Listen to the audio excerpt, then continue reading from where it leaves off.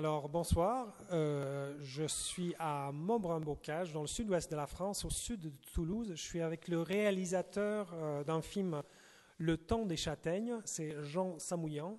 Il va nous parler un peu de ce film qu'on vient de voir ici en salle. Donc Jean, la démarche pour ces châtaignes, comment ça s'est commencé? Eh bien, c'est quelqu'un de Sainte-Croix qui est venu me demander si ça m'intéressait de faire un film sur les châtaignes. Moi, j'ai dit oui, ça m'intéresse.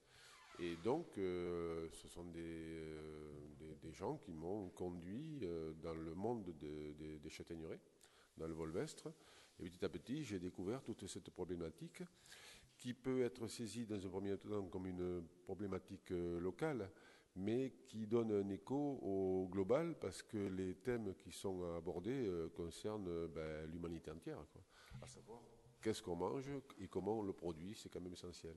Et explique-nous un peu ce problématique. Nous, qui ne connaissent pas nécessairement les châtaigneraies, qu'est-ce que c'est le problème que tu vois là? Alors, il y avait avant l'exode rural des années 60, de grandes châtaigneraies dans le Volvestre, et ces châtaigneraies ont été abandonnées lors de l'exode rural. Donc, elles sont tombées en désuétude, et les néo-ruraux ont repris ces châtaigneraies, les ont nettoyées et de nouveau les exploitent.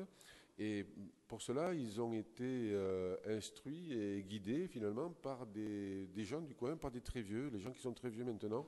Et donc, il y a eu une espèce de passation de valeurs entre la génération des gens qui étaient d'ici, des très anciens, et de la génération des gens qui sont venus après 68, hein, dans le mouvement des communautés, tout cela, avec une génération du milieu qui est partie à la ville, qui, elle, n'a rien à faire de ces châtaigneraies, quoi.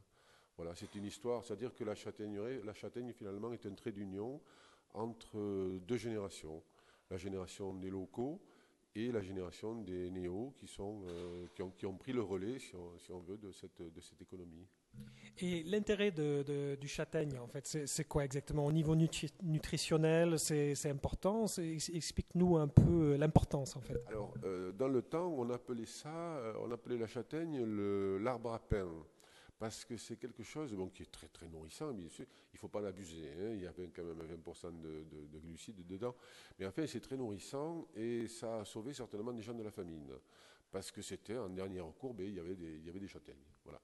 Et d'autre part, la châtaigne est un fruit communautaire. C'est-à-dire qu'on fait des fêtes, on fait des castagnades, on se retrouve. Donc c'est un produit festif qui ressoude la communauté. Et ça me semble important aussi. D'ailleurs, cette tradition de la castagnade est maintenant reprise aussi par les gens ici, quoi. Et le film, donc, tu l'as fini, je crois, l'année dernière, donc 2012, à la fin de l'année dernière. Il se passe où, en fait? Il passe où, le film, maintenant? Eh bien, il est passé à la télé, hein, à TLT, à Toulouse, et ensuite, maintenant, il est passé dans les festivals. Il a un très, très bon accueil dans les festivals. Actuellement, il est inscrit dans 8 festivals. Et je crois que c'est pas fini, hein, on va continuer, puis on va essayer de le vendre aussi à une chaîne nationale. Et finalement, la dernière question, c'est pour en tirer la conclusion du film. Qu'est-ce que vous en tirez de ce tournage? Le tournage, ce qui est intéressant, moi j'ai pris le parti pris de filmer devant ma porte. Bon. Pourquoi? Parce qu'on devrait le faire plus souvent, filmer devant sa porte, à savoir filmer ce qui nous concerne, dans la mesure aussi où ça a une répercussion thématique dans la globalité. C'est du local qui donne un écho global. C'est ça qui est important.